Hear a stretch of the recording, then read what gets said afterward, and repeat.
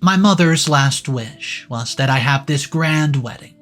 She passed away before she could see it, but she left me everything, all the money, so I got the best venue, I got the best cake, I got the best of everything. Turns out my stepfather had other plans because he was in charge of the money, and a week before the wedding, he tells me, you know what? I'm not giving you this money.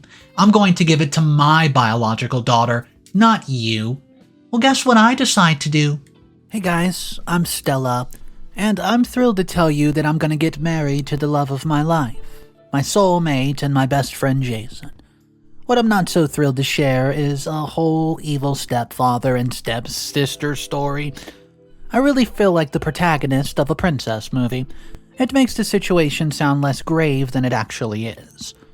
I'm writing this because I really do not have anyone to share any of this with. I can't even talk to my fiancé about this because it'll make him flip. I'm just super stressed right now and I need some suggestions.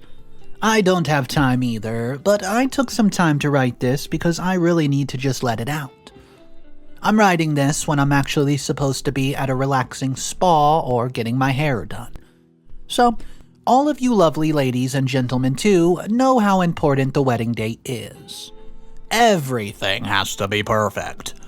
I thought everything was going to be perfect until my stepdad, who's 73, decided to pull out the funds he promised for my wedding. He was supposed to pay for the wedding and now he's just straight up refusing to do it last minute. And to top it all off, the money he's refusing to give me is my mother's hard-earned money that she had left for me. It's too late to fix this because I've already given everybody an advance and booked everything. Now, I can't change my plans nor take the advance back. There's only 1 week left until my wedding, and there's no going back at this point. There's either the cancel everything or get your butt up and arrange something. The whole wedding might even get canceled, and that's definitely not a good omen. I just don't know what to do. You might have so many questions, so let me try to explain how I landed in this mess. I have to go way back so all of you comprehend. My real father tragically passed away when I was just a child, and my mother found a man 2 years later and got married to a divorced man, my stepfather, George. About a year later, they had my half-sister Emma. The four of us have been living together as a seemingly perfect family, and I used to call him Dad, but let me tell ya, that changed to George later. As a child, I did not make an effort to hide that George is not my real dad. I was old enough to remember my dad when he died, and my mother missed my dad very dearly and brought him up frequently in her conversations. My mother and real father were childhood sweethearts, and I would often hear stories about them from my mother. My mother tried so hard to raise Emma and me with undivided love and affection, and she wanted to make sure there was no favoritism and we were raised equally. This was not reciprocated by George. There was a vivid bias between me and Emma. Emma also took advantage of the favoritism to get everything she wanted growing up. Many times my mother would confront George about it, but he'd just say Emma's the younger child and she needed more attention. He would often overcompensate for this non-biased by boasting to his friends, or who never asked in the first place, that he treated us equally, even though I am his stepdaughter. He took immense pride in being a man who made a girl with no father his daughter. His image and reputation mattered the most to him, and the way he showed everyone I was treated was far from the truth. I've never really shared the details about how he treated me to anybody because I was too scared of his reaction to his reputation being tarnished by my truth. After all, I wanted to live at his house and would have nowhere else to go. I did not want to make things worse for me, so I spent my whole childhood and teenage years with my mouth shut and accepting anything that was just flung at me. I stayed silent when I got hand-me-downs from his brother's children, whereas Emma got new stuff whenever she wished. I didn't mind when I didn't get as many gifts as everybody else, but I cried in silence when I was bullied for not having the trendy stuff that was apparently important to get through school. Even at the dining table, Emma would always get what she wanted, and when she wasted food, I had to eat the leftovers. He had a habit of gatekeeping stuff like food, and he had taught Emma to do the same. They would constantly hide stuff so I won't eat or use it, and Emma got everything she desired and would not share anything with me. She would not hide it in the fear that I would take all her stuff, and all this was instilled and encouraged by George. My mother tried her best to teach her better, but had no power over her, as Emma was conditioned to be extremely greedy. My mother provided as much as she could, and she tried to give me what I needed as much as possible, but it caused a rift between her and Emma because she would not do the same for Emma due to her limitations. Emma felt jealous when my mother used to bring stuff for me and not her. My mother tried her best to cover up as to why she brought stuff just for me and not for her. She could not afford to get for the both of us, so she chose me over Emma, because she already knew George would get it for her anyways. Things were always a bitterness between my mother and Emma, and this gave George an opportunity to spoil her further. My mother was the only one who understood my woes, but now I have no one. Unfortunately, she passed away 2 years ago. She loved Jason and hoped that we would marry soon, and I feel bad that she's not around to be part of the celebrations, and she wanted to see us get married, and now she isn't here. After she died, George and Emma are the only family I have left. I still live with them, and they treat me like I am their maid. I do all the cooking and cleaning while they just sit and order me around, and their behavior has gotten worse ever since my mom passed away. If I argue with them, they remind me that they're taking care of me even though I'm an orphan. I started spending most of my days at Jason's. I still stay at George's house out of respect for his loving extended family, and I'm always invited to family get-togethers because I have a good equation with them. They don't really know about the favoritism between me and Emma that much, and George tries to hide it the best that he can. He acts as if though he's the nicest father, and has so much care and concern for me in front of them. George's family treats me as their own, and they're always kind to me, and were kind to my mother too. They really took care of me when my mom passed. Their grieving phase was extremely difficult for me because I was so close to my mom. I felt like I'd lost everything in this world, and they were the ones who consoled me and held me together. So, how did I meet my fiancé? I'm a high school teacher, and that's how I met Jason 5 years ago at summer camp. It was love at first sight. Jason is also a high school teacher at another school nearby, and my mother had made George promise that I'd have a grand old wedding on her deathbed. You know, it was her final wish. She had left all her savings for our wedding, and she could not have a lavish wedding herself both the times she was married. She just wished that we would have it, and, well, she never got it. When Jason proposed to me, I was ecstatic, and George and Emma were the first people I told. They were happy for me, so it seemed. My mother had left a substantial amount for me and Emma, so we could have the wedding we wanted. I told George we did not have to spend as much and that Jason and I were fine with plain and boring weddings. We really want to save up for a place of our own and use the money for that. But George wanted to keep the promise he made to my mother. After all, it was her last wish. I went along with it and convinced Jason that we should respect my mother's wishes. He was happy if that's what I really wanted. The idea of a fairy tale wedding sounded like an absolute dream come true, and I discussed the budget with George, and he was very generous.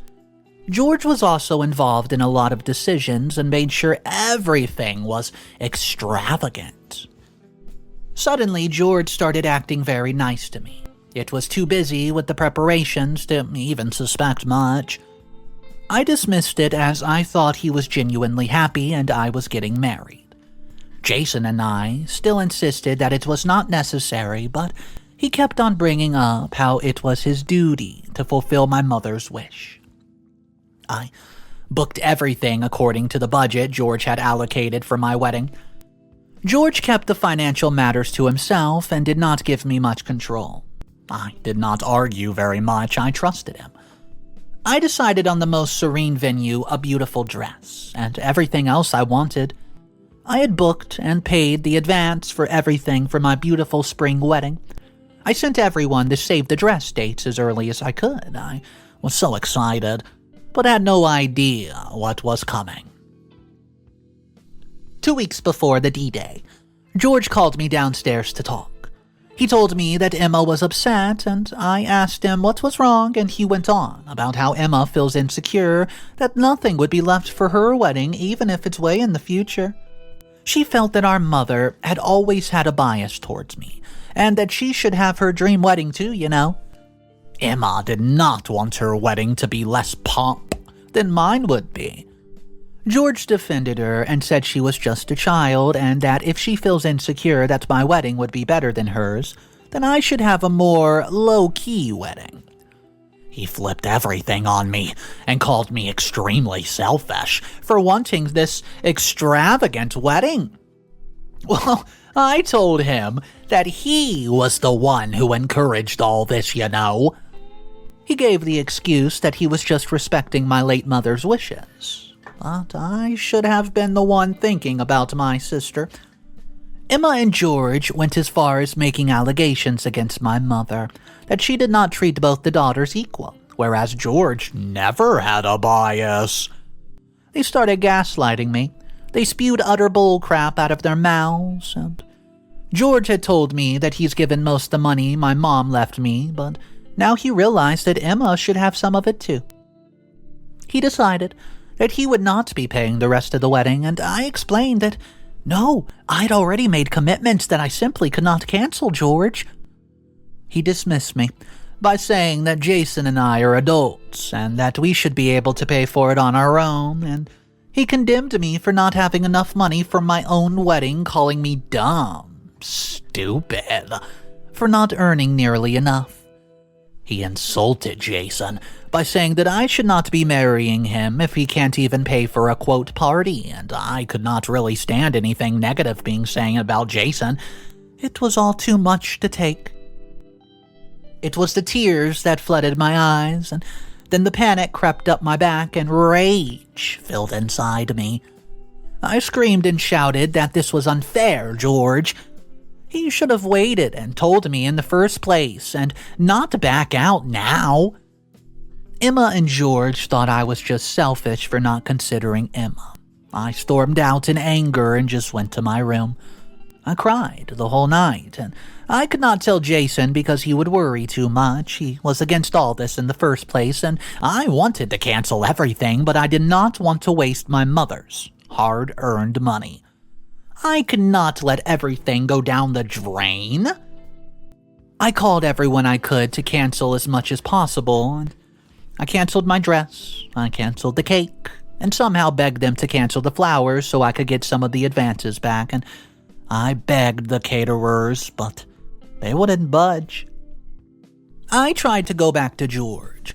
I thought that maybe he'd give me the money now and I'd return it later. That's when I found out about his real intentions, and I was coming home from school and my neighbor Liz called me in for a cup of tea and said she wanted to tell me something. She told me that everything George did for the wedding was just an act. She was eavesdropping on George and Emma, talking on the patio. Liz is a very nosy neighbor. George wanted to create a situation that would embarrass me in front of everybody. He deliberately stopped paying for my wedding right when everything was done and ready. He knew that 2 weeks was a very short time to arrange such a big amount, and he knew that I simply would not be able to do anything at all in such a short span of time. Plus, it was his money that was not going down the drain. It was my mother's. Why would he do this, you ask? George always envied the immense love my mother had for my real father. A very long time ago, George made fun of my father at a party, and he made fun of his death and how it was a stupid way to go. He fell off a roof trying to fix it. I immediately stepped in and defended my father. I slammed him for his utterly disgusting comments. I stopped calling him father from that day on and called him George. The whole event had embarrassed George in front of his friends and family, and everyone agreed that his comments were unnecessary and vile. It caused quite an argument, and a lot of damage was done in his reputation. One argument led to another, and, well, it caused quite a stir-up in the family. Everyone fought with him and said he needs to make amends for his behavior.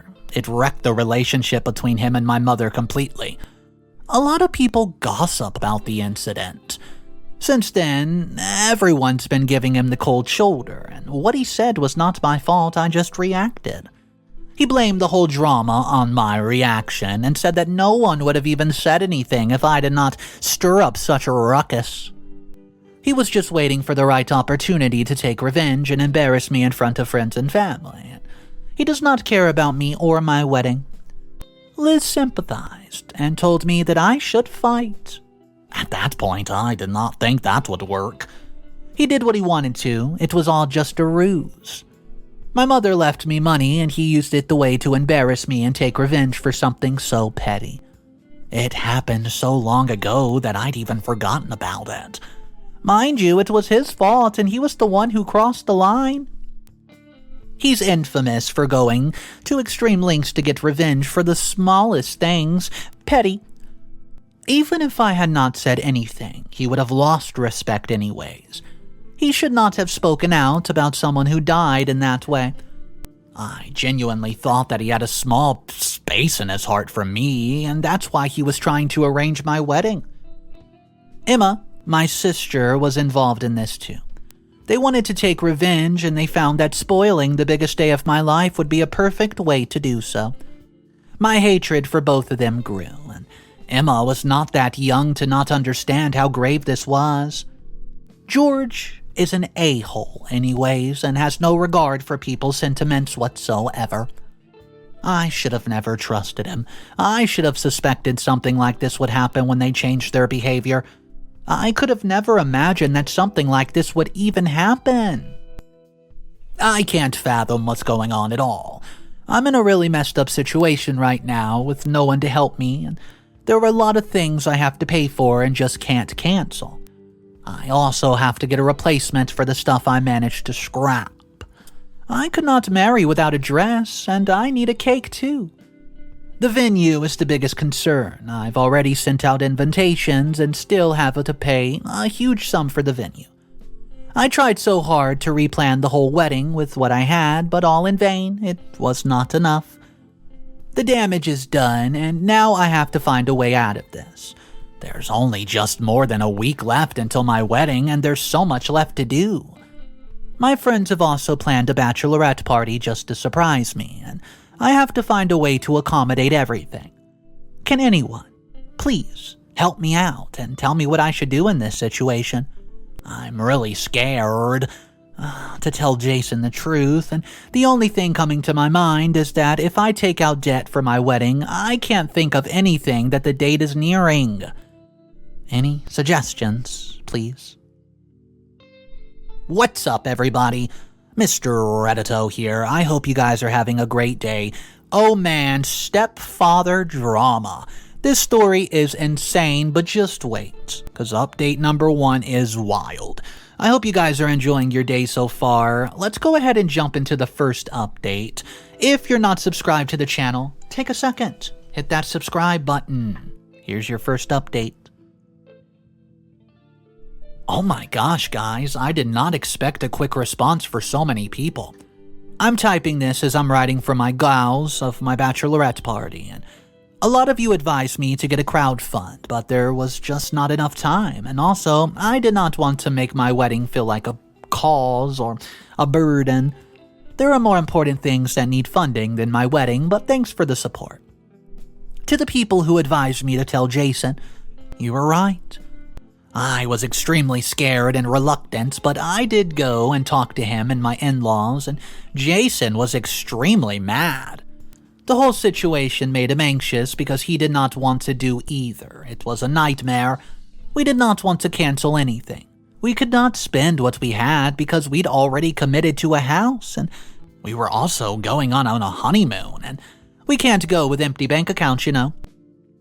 My mother-in-law, Regina, was very understanding of the situation. She could not see our wedding being ruined, so she volunteered to pay for the rest of the wedding. I promised her I'd pay her back, but she said that it's not necessary. She wants a grand wedding for her son too, but Jason just doesn't like the spending. She'd actually saved up for a little trip with my father-in-law, Ray. Jason was not very happy about the whole situation, and he wanted to go and give George a piece of his mind, but I stopped him. We also had a little argument over it, but we sorted things out eventually, and now he's happy. Regina came along with me to help me with last-minute errands. She even bribed the cake shop for a last-minute order. She pulled out the wedding dress that she had preserved very well and let me alter it however I pleased. Regina turned out to be an absolute lifesaver. I could not thank her enough. I spent a whole week with her and my maid of honor, Beth, doing the rest of the arrangements and trying to save my wedding as much as I can. It's the most fun I've had in ages. We went shopping, to the spa, and for cocktails, and so even threw a low-key bridal shower for me at her house. And when everything was done, Regina admitted she always wanted to have a daughter, and she finds a daughter in me. I was touched and reminded of my mother. We had a talk about my rough childhood and immensely bonded, and I started calling her Ma instead of Regina. I'm extremely happy everything turned out well, and the whole thing brought me so much closer to my in-laws. I'm glad they're so supportive. I also spoke to George and told him that we should put all the arguments aside and focus on the wedding. I did not tell him that I had made arrangements. I lied, that I had only kept the venue and canceled everything else. I told him I somehow managed to get a refund, and he must be thinking that his plan worked. I want Emma and George to be so shocked and burning with jealousy at my wedding. I hope everything goes well, though. I'm having pre-wedding jitters, and hopefully they'll go away. I'll update you all with their reactions to the wedding ASAP. Thank you. Update number 2. Hey everyone, I finally married, and I wanted to share the update mostly about George and Emma, as I promised. The wedding was spectacular. It was a grand affair, and everything had turned out as we planned. There were a few mishaps here and there in the arrangements, but I guess it happens. I did find a way to take revenge for what they did to me. Nothing big, just a little drama at my wedding. George is afraid of being embarrassed in front of everyone, and I used it to my advantage. I had quite literally nothing to do on the day before my wedding. My bridesmaids were looking after everything, and they forced me into my room and told me to relax. I was alone, so my tendency to overthink kicked in, and the whole drama made me so angry that I could not just let it go. I definitely had to do something. I too wanted to embarrass him in front of everyone, and the wedding was the perfect occasion. Everyone he knew would be there, but I was extremely reluctant to do something that would ruin my precious wedding moments. I could not let a fit of rage spoil my wedding. I still wanted to do something, so I finally gave in and hatched a plan that would fit perfectly. I made a slideshow with pictures of my deceased father and mother. My cousin is into vlogging, and he actually recorded my mother's last days. He also had a recording of the part where my mother talked about her daughter's wedding. The wedding day went as planned. We took our vows and headed to town's reception. Traditionally, we would have a father-daughter dance, but instead I played the emotional slideshow of my father's pictures. I wish I would have taken a picture of the jealousy on his face. Then I played a slideshow of my mother's pictures, ending with a video of my mother talking about my wedding and George promising her to spend on my wedding. The room was filled with mixed emotions, and I was in tears. I then took the opportunity to thank my in-laws for fulfilling my mother's wish and bearing the entire expense for my wedding when my stepfather did not. I had prepared a whole carefully thought-out speech about it. Heads turned to George, and the whole situation was an embarrassment to him. My uncle, George's brother, was not happy. He asked about the money that was left from my wedding in a private conversation. George blurted out that I was a lying jerk, and that he actually paid for half of the wedding. So, My uncle started to ask a few questions, and eventually George told him the truth because, well, he simply could not cover it up anymore. There was a heated argument between them, and the damage to his reputation was done. Everyone saw the video, and now everyone believes that my in-laws were the ones who paid for my wedding. The fact that everyone knows that he did not keep his promise made George furious. It was very talked about at the wedding, and everybody slyly commented that George was not capable of keeping his promise even though my mother had left money. Many guests even questioned him about what he did with the money, and I kept intervening and telling everyone that it was just for Emma, so that everyone knows what a biased jerk he is. The wedding was a hard time for him. He forced a smile for the entire wedding, and he could not even leave early. I know he wanted to. After the wedding, my uncle made my father pay back the amount which was meant for my wedding since it was my mother's hard-earned money and he had no right to keep it to himself. I gave the money back to my in-laws, and they were planning to go on a holiday that they wanted to go to. I and Jason also left for our honeymoon shortly after the wedding. Even though what I did was extremely petty, I think George deserves it. He did not just ruin my childhood, but he went as far as ruining my wedding for revenge and was extremely disrespectful to my parents who passed. I don't think I'll be contacting him much now that I have my own place. I don't even think they want to keep in touch anyways. I just want to take this opportunity to thank everybody who's been here with me in the comments, who's given me immense love and support, and the idea that my wedding was going to be ruined really scared me. Your comments and validation helped me a lot, so thank you. Not exactly sure what George's problem was. I mean, the only reason he was mad to begin with is because he embarrassed, well, OP, and then she embarrassed him right back equally by saying, "How dare you talk about my passed away father in front of everyone?" So yeah, I think he deserved to look like an idiot in front of everybody. But who holds on to that petty resentment and turns it against OP and harbors all the money for him and his daughter? George, he got a lesson of karma. But I want to hear from you guys, what exactly you thought about it. So drop your comments down below, let's discuss it. If you guys are new to the channel, take a second, hit that subscribe button. I'll see you guys on the next one, and remember, it's cool to be kind.